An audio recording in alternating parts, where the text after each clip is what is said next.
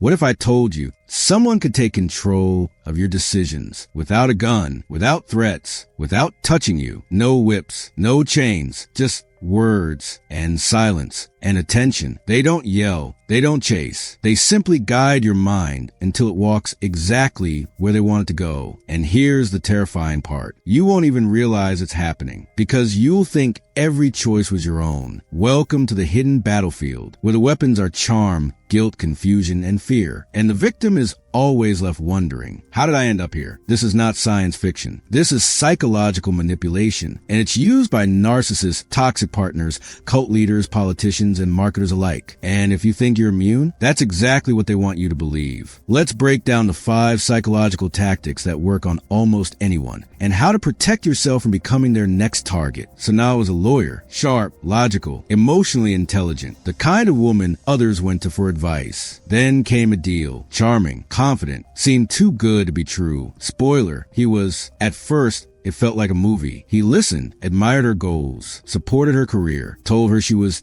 too strong for most men, but not for him. Then slowly, subtly, he began reshaping her world. You looked stressed. Quit that project. I'll take care of you. Your friend Rubina? I don't think she's happy for you. Why do you need to post that picture? Don't you respect our relationship? She didn't notice the pattern until she realized she hadn't laughed in weeks, hadn't seen her friends in months, and couldn't make a decision without asking him first. Was she weak? No. Was she brainwashed? Not exactly. She was being manipulated by tactics so old and so effective that most people never even see them coming. Let's decode those tactics one by one. Technique 1, foot in the door. It always starts small. Can you send me that file? Do you mind helping with this task? Can you cover for me just this once? It seems harmless, but with each yes, they're testing you, not just your helpfulness, but your boundaries. Psychologists call this the foot in the door technique. Once you agree to a small favor, you're far more likely to agree to a bigger one later. It's behavioral momentum, and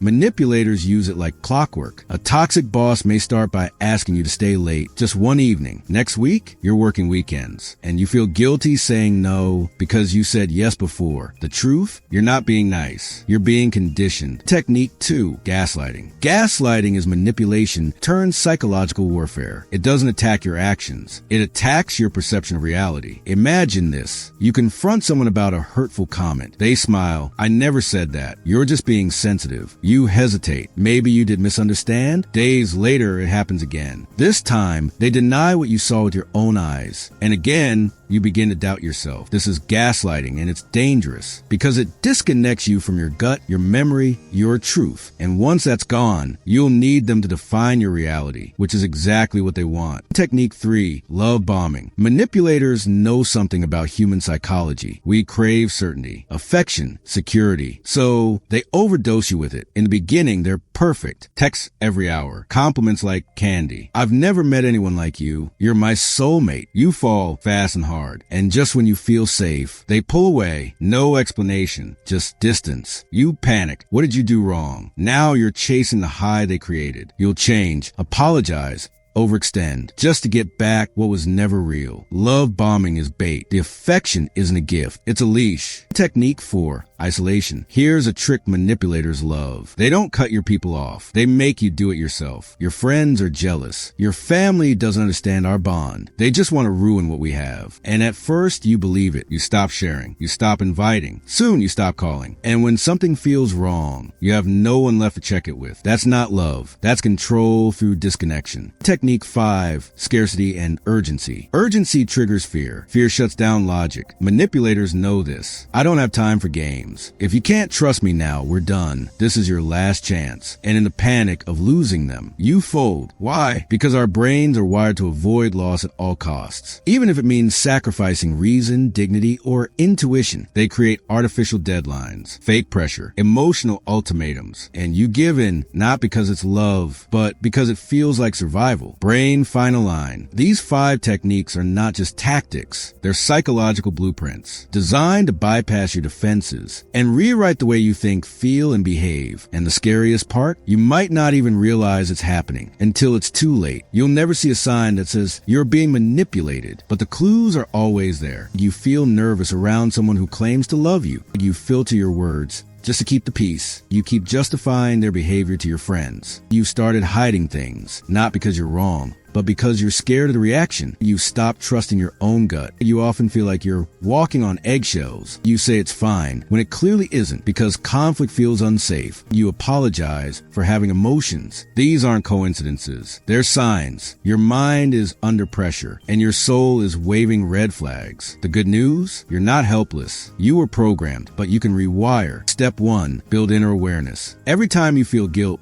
pause, ask, did I do something wrong? Or am I just afraid of upsetting them? That answer reveals everything. Step 2, trust patterns over promises. Anyone can say the right thing, but behavior is the real blueprint. If they keep saying, I'll change, but don't, they're not forgetful. They're consistent manipulators. Step 3, journal in real time. When you're in it, everything feels blurry. So write things down, what they said, what you felt. Over time, the lies become obvious. Step 4, create a circle outside their influence. You need witnesses to your reality. Friends, therapists, support groups, because isolation is their weapon and community is your shield. Step 5, learn to sit with discomfort. Manipulators rely on your fear of conflict. They win when you stay silent just to avoid tension. Speak up, even if your voice shakes. That's how you reclaim power. Step 6, set non-negotiables. What are your hard lines? No yelling, no guilt tripping, no gaslighting. Define them, say them out loud, and walk away when they're crossed. Step 7, reconnect with your gut. If you used to be intuitive, but now you hesitate, that's trauma, not truth. Healing means rebuilding trust with yourself. Step 8, exit strategically. Not every manipulator lets you leave easily. Plan it, document it, tell someone. Your safety is not paranoia, it's wisdom. Final reminder, you weren't weak, you were targeted, but now you're awake. And awareness, that's the beginning of freedom. Pause for a second, breathe. You've just walked through the darkest corridors of manipulation. And if you saw your life reflected in even one of those rooms, you're not alone. We've been told that control looks like chains, but real mind control, it looks like love bombing. It sounds like I'm doing this for your own good. It feels like doubt dresses devotion. But here's the truth. You are not broken. You are not naive. You are not weak. You are human with emotions, with needs, with a brain wired for trust and connection. And that's exactly what manipulators exploit. They don't control you by force. They do it by twisting your reality until their lies feel safer than your truth. But now you know, you've seen the blueprint. You've recognized the playbook, and that's the beginning of power. If this video helped you name something you couldn't explain, if it made your past clearer, or your present less confusing, then speak, because silence protects abusers, but your voice, it protects others. So here's your invitation. Share your story in the comments. You never know who it might save. Send this video to someone who's still trapped in confusion. Subscribe for more raw breakdowns of psychology that shapes